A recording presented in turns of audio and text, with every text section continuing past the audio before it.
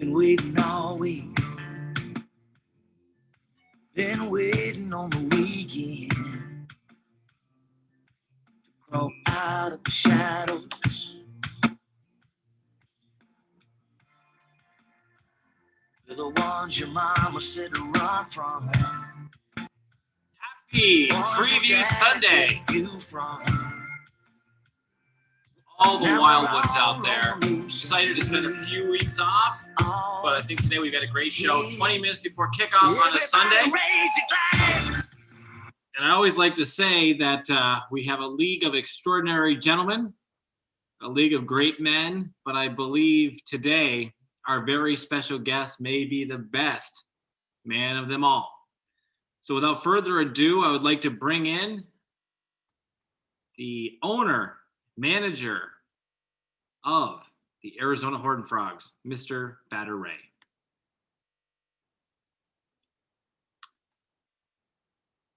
Mr. Ray, how are you, my boy?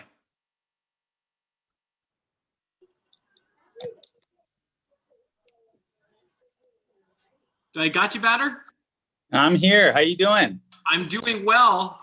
As you know, I just got off the bike, took a quick shower, and I also know, and I can tell by looking at you, that you're a man that appreciates staying physically fit. Would you say that's fair to say?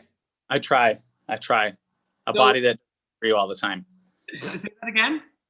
A body that doesn't agree all the time, though. For sure. Now, I'm looking for a couple quick tips for everyone listening out there. When you have to work out, shower, and get ready, any tricks to cool down the body so you're not still sweating post shower, or nothing you can add there? I just take an ice cold shower. Tip number 2: don't work out right before a Zoom. But do I look okay, Badr? That's the question. Look like I cooled off? No, you look fine.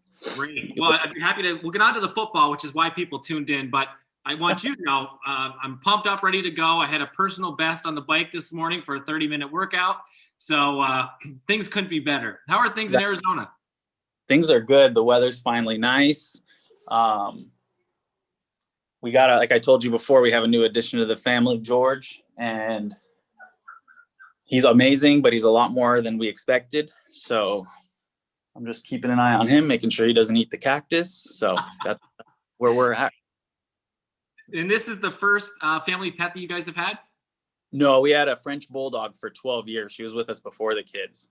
And then come March, she lived her full life. So and French bulldogs aren't very intelligent. So we wanted an intelligent dog, and we didn't realize how much more work intelligent dogs were, let's just say.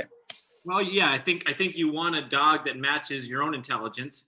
And so that stands to reason why you'd go that route. Oh yeah, George is really, really growing up there. Unbelievable. Oh, he's already a lot bigger than he was. Yeah. Yeah, I remember the first picture, and I love the name. Yep. They always look like George Clooney to me when they get older, so I just got ahead of it. So it's been a couple weeks since we last did a preview, and I apologize to the league. With COVID and everything, the commissioner cut funding to the program. So this is now a self-funded broadcast. So not an excuse, but that's been the case. What has been your takeaway so far this season? And then we'll get into this coming week's action. So far this season, I think it's played out exactly like we all thought it would. No preseason, COVID restrictions, been a lot of injuries, a lot of teams having to scramble. And, I think we've seen a lot of trades early on in the season where we usually see them later on. So people are making their adjustments, and overall, I think it's a pretty well-balanced league. Everybody's playing well. Even all the 2 and 3 teams are all really in it. I don't think there's much of a difference between the 2 and 3 and the 4 and 1 so far. No, and I'm just looking quickly. The top 8 teams in the league are within 120 total points. So that's really not a huge gap. And then obviously it was nice to see Sean get his first win last week in regards to playing against the whole league. Yeah, the total. Yeah, that was nice. The TR, the total record, not to be confused with the total replacement. And I think one of the beautiful things about the league, and you've been in it for a number of years, is it's not an easy league to make the playoffs. No. those 4 spots at the top, and I think you're starting to see some movement. Any takeaway? I don't know if you caught it. It kind of was approved late last night by the commissioner. He wasn't trying to slide that through for me. But what did you think about the move I made with Team Irrelevance? Well, now that it's, the trade is finalized and through, I was the other person negotiating with Team Irrelevance. And I do like Henderson a lot. I think that's a good pickup. I'm just not sure in terms of the 3-headed monster down there, if Akers is going to come out on top, if Henderson, if they're finally just going to give the sure-handed Brown. So that's why I kind of bowed out at the end. But I do think there's a chance he could be top 10 play, week in, week out if McVay decides to start going with his old strategy and just using, one top dog. Yeah, for sure. And I, this wasn't a move I would have made if it weren't for, the Dalvin Cook injury situation. It could be a spot where hopefully Dalvin's back after the bye and Henderson's just there as insurance. I had reached out to Sean to see if he'd be willing to strike a deal, but his asking price was just far too high for Madison.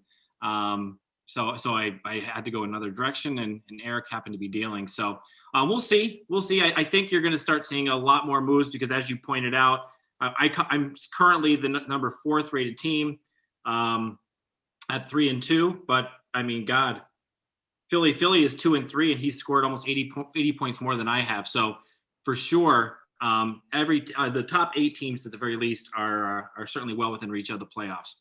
Oh, absolutely. I mean, every 2-3 team I think is better than their record says they are. Philly, The Process, Smuts Nuts. I mean, all really, really good teams. And if we look ahead to this week's matchups, again, just like many of the weeks so far, the projections from ESPN are all extremely close. Why don't we start with your matchup here? You're currently projected as a 5-point favorite against Philly. I got a little lucky playing Philly. I believe it was last week. He had a touch of the injury bug in bye weeks, which is one of the reasons why he's now 2-3. How are you feeling about your matchup with Philly? Honestly, I think it's a toss-up. In terms of running backs, I think he has a slight edge, just having Aaron Jones alone, with Jacobs on a bye. I don't know. I think it's a toss-up. I think the projections say that I'm favored, but I would really say this is a 50-50 game. Yeah, I will say, now, when did you picked up Robbie Anderson? Was it last week? No, about 3 weeks ago. Okay, because I'm kind of kicking myself. He was out there and he's been getting a lot of touches. I thought that was a really great pickup on your part. You would think that the Dolphins would fare pretty well today against the New York Jets. And Mostert, he missed a little time, right? And he's back playing today as well. Yeah, I've had quite a few injuries so far. Mostert missed a couple games. Kittle missed a couple games. Allen went out early. So, I mean, I've gotten lucky to have somewhat of a deep roster, but we'll see. Yeah, and obviously Philly still without Nick Chubb this week, which is tough. He's done a nice job of getting back to my comment with Minnesota. He's got that protection there behind Aaron Jones, of course. That's more for future weeks should something happen with Jones. But no, I agree. I think it's almost tough to pick these matchups as we go because it's just a very, very tight matchup. Just going NFL specifically, I think the Green Bay Tampa Bay game should be a good watch later on today. Oh my gosh, I'm excited for that. How have you felt about Tom Brady so far this season, Badr? Do you think he's still got enough to deliver a Super Bowl? I've always been high on Tom Brady. I've never bought it's a Bill Belichick for, the reason for his greatness type deal. I think he's right where I expected him to be, a really good quarterback, top third in the league, you can say still. And considering he's had most of his top targets out, Evans has missed time. Godwin's missed most of the season. Gronk, I wouldn't consider him a top target yet, but I think he'll come on strong the second half of the year. So as this offense gets healthy, I think Brady will look even better and better. Absolutely. We'll shoot over to my matchup, and that's the benefit of having the mic, Badr. We get to talk about us before all else. I want to rewind, I guess, to last week. congratulations. I forgot to mention you were the king of points, but this was one of the tightest KOPs I can never recall. What were you thinking there on Monday night? I wasn't. I conceded. My son has soccer practice Monday nights, so I like to go watch him play. I didn't watch the game. I thought I not only did I not think I got the KOP, but I didn't think I would win my matchup. I think he needed 15 something points with 2 players to go, and I just said, I'm gonna go enjoy my kids' soccer practice. And then the next morning, I woke up and saw that I won and KOP, and I just couldn't believe it. Yeah, that is shocking. I think the second most shocking thing is we are now in week 6. And the Toga Temptations have yet to win a KOP after dominating the platform last year. What was it, 6 or 7 last year? Something like that? I believe so. I mean, I think last year, I think ultimately I took everything other than second place. First points, KOP champ, most KOPs. But, we talked about it going in, and not that Lamar Jackson hasn't been good, but certainly hasn't been the Lamar Jackson of last year so far. No. And I think I think he's going to rebound a little bit, but it's also, with these running quarterbacks, they get figured out by the league eventually. Mm-hmm. It happened with Colin Kaepernick. It happened with Vic. I do think he's better than what his numbers are showing right now, but I don't think I don't think we're going to see those 100-yard plus games as often as we did before. Yeah. Last year, I can't remember the exact number, but he had, several games where he rushed for over 60 yards. And I think I heard somewhere that he's actually had more games this year that he's run for less than 60 than he did all of last season. So that's kind of an indication of not running quite as much. And, some rumors of perhaps a knee injury, but today they're projecting him for 30.1 points, I believe. So he's still obviously one of the top projected quarterbacks week in and week out. And I take on the team that won against Team Irrelevance, but also came in second last week in the KOP, and that is the process. How do you think the process has been working out for Pat since he joined the league? I think Pat got a couple tough breaks the first couple of seasons. It's not easy to join this league. That's why I think what Joe Dotto is doing and Smuts Nuts is very impressive because, my first year in the league, maybe I won 4 games all year. So it is hard to come into this league and understand all of the little nuances and how everything, in terms of auction budget and how to use it. And so I'm very impressed with those two, let's say. But the process, it's his process is working out. Like I said, he's much better than his 2-3 record indicates. In terms of this week, I think I give you the quarterback edge just because Cam Newton's, been out with COVID. He couldn't have been practicing much, and I'm sure he's a little out of shape for being out for 2 weeks. Running backs, Miles Sanders, Henry's a push, Devontae Freeman, Joe Mixon. Now, Joe Mixon could get you 45 or he could get you 5. So that's my issue with Joe. Freeman's gotten better and better week in, week out. And then, man, the quarterbacks, the receivers are a push. Tight ends. Man, this is a very interesting game. I think, this could be the matchup of the week, actually. It's very tight. And I'll tell you, the one thing I struggle with is that Buccaneers defense. They've played well all year, but they're also playing Green Bay. And it's, defense can be a little hard to predict. But I toyed with making a move there. We'll see if that decision to stick with the Buccaneers will come back to haunt me. But I'm going with them at this point. And the other thing I struggle with, Badr, and I'd love to get your take on this. Obviously, as you know, I acquired Henderson late last night. But I also, I toyed with the idea of playing Devontae Parker in that spot against the Jets. What are your thoughts on that tough decision that I had to make? I always prefer a running back over a receiver in my flex. So that goes 1 to Henderson, but 2, the Patriots are just so tough against the running back. So that's, and you got, he's splitting time with Akers and Brown. McVay was, quoted as saying Akers is going to be a little more involved this week. But with that said, I think I'd probably go Parker. Yeah, well, the good thing it is 12:55, so I guess I could. Yeah. I still have a couple minutes here to make that decision. Should I opt to? Oh no, They're actually the later game, both of them.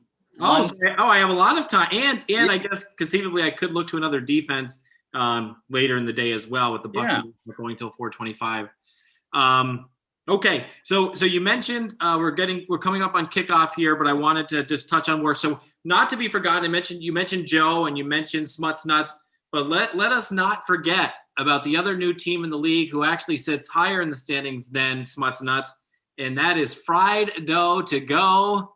An ode to Patrick, going back to the Franklin County Fair years ago. He takes on Smuts Nuts this week. So the two newcomers battling it out. And who would want it any other way? Smuts Nuts, less than a point favorite. Badr, what say you? Oh, man. Well, Ryan Tannehill's been a huge surprise, but I think Green Bay against Tampa Bay, I do see it being a shootout. So I think I give Rodgers the edge there. Yep. James Conner against Mike Davis, that's a push. Montgomery, Antonio Gibson, that's a push. I do think that Amari Cooper seemed to have a really good connection with Andy Dalton last week when Dalton came in. He seemed to be looking for him a lot, so I expect bigger things out of Amari Cooper here coming up. But in that same breath, I guess CeeDee Lamb is on his roster, so it's a wash there, you know? Yeah. Kenny Galladay and Calvin Ridley. Every matchup is just so good. I can't see any clear winners in terms of. I think if I had to pick one, I would go with Fried Dough to Go. Yeah, but, I mean, first glance, I was thinking that too. The one thing that concerns me here is that he's rostering two Dallas Cowboy receivers in the matchup with Lamb and Cooper. And also obviously, the change at quarterback. Let me just see who he has as a potential alternative that could have got the call. He could have gone. I guess he could have gone Singletary there. He could have gone Singletary at the flex, which I think I would have done. Yeah, I think so too. Just because he's a lot more involved in the passing game now, it seems. Yeah, and then then you could have put. I think that's what I would have done. But we'll see. We'll see what he opts to do. I guess it's locked in. I take that back. He does have. No, actually, he doesn't because he has those two locked. I'm sorry, I'm babbling here. He does still have time to make that decision because all those games don't start till at least 4:25 today. Other than Will Fuller, who will be locking in here in just a couple of moments. No, I think the league has certainly this. In my opinion, this has been the most balanced, best season I think we've ever had. We've had great years. But there's always seemed to be. A couple years ago, it was Red. I believe maybe the year before that it was you. I know you had a pretty dominant year at one point. There's always seen Darren, who's no longer a member of the league. He had a really dominant year. But this year, I mean, I think are you the only two-time KOP? Do I have that right? Or somebody in the league, I think, has won it twice. So I think it's great. And every week when I look at these matchups, which probably means I should be doing these more often, that most of them are within a 5 to 10 point window. Yeah. I mean, look at Bermuda Bumblebees against He's Back. That's a 5.5 point difference. Wow. In that. Yeah. And this is the first time I think Sean has come in with a projection up in the 150s. He does. I think obviously Gaskin is projected for a big game. He's got Madison, who's his highest projected non-quarterback for the week. Mm-hmm. He gets the benefit of Dalvin Cook being out. So no, that would be something if Sean takes out currently the league leading team in Bermuda Street. A shootout for Brady. Philip Lindsay not having Melvin Gordon ahead of him. Gaskin coming on strong. Madison looked really good last week when he came on for Cook. So Sean has a chance this week. Yeah, and I think that Red, he's been snake bit in the past, like the year that he was the top team and fell in the playoffs. It would be quite something to be the number one team and be taken out by the 0-5. He's back today. Yeah, he's back today. And let me just see. A couple other things better just on this matchup. Edwards-Helaire do you feel like his stock has fallen quite a bit? Now they've had Le'Veon Bell. How do you see that playing out in Kansas City? Oh, his stock has fallen a lot. No touchdown since week 1. He was the only player to have, I think, double-digit carries inside the 5 and not have a touchdown. Yep. That wasn't going for him early.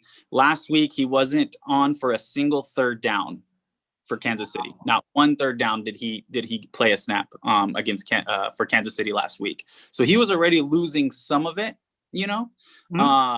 But now with Bell's going to get the goal line carries. He's going to get in my opinion, I could be wrong, obviously. I think he's going to get the 2-minute drill. And a lot of, the early carries he was getting, first and second down. So I still think he's an RB2 type player. Yeah. But he's definitely not a must start. He's definitely not a top 10 player anymore. No, I agree. And of course, Red also without his top skill position player in Alvin Kamara this week. So we will see. We'll see how these all unfold. I guess the only matchup that looks to be irrelevant is the matchup between the Little Pals and Team Irrelevance. And Rick obviously hammered you a bit about your draft strategy. How are you feeling as things have progressed here 5 weeks in regards I'll start by saying Rick is definitely one of our top players in the league. Yeah. But even the top dog is wrong sometimes. So he hammered me for not going after the top players, and both the top 2 running backs are sitting on IR right now. So I think my strategy panned out pretty well there.